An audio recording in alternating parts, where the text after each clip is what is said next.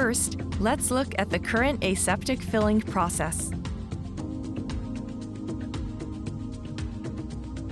Tea extract and juice concentrate are mixed with water in a blender to create the liquid product.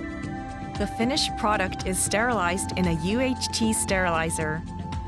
The sterilized product liquid is pumped into an aseptic tank. It is then filled into sterilized PET bottles by an aseptic filler and sealed.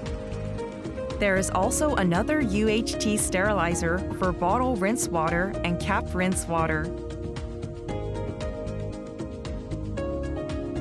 Next, I will explain the process of green aseptic. With green aseptic, tea extracts and syrups are treated in a sterilizer without adding water.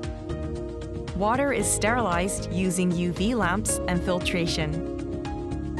There are two key factors here.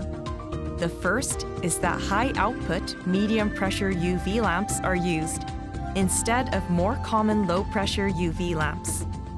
The water flows through pipes lined with special quartz glass. Thanks to this quartz glass, powerful UV rays are reflected multiple times, sterilizing water from all directions. The second point is the filter. The size of the holes in this filter is the same as those used in medical products and provides the same sterilization grade. In addition, the sterilizing filters are automatically checked to ensure that it has not been damaged and remains sterile.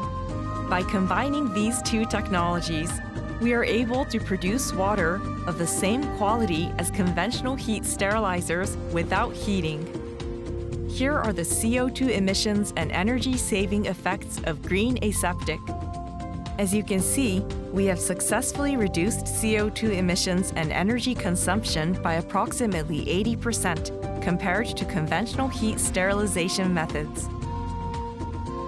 This new sustainable aseptic system, green aseptic, contributes to decarbonization in the beverage industry.